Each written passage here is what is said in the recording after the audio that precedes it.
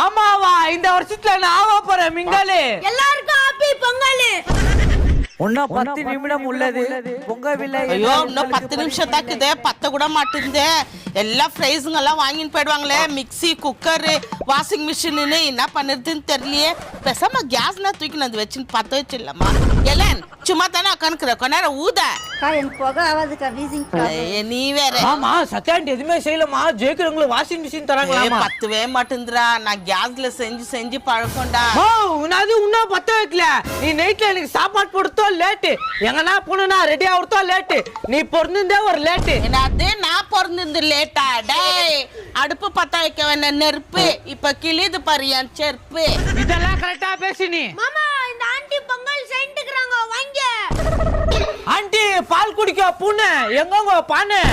வீட்டு வாசல்ல கட்டுவாங்க வாழை, வரும்போது உளுந்துச்சு கீழே. ஐயோ மாமா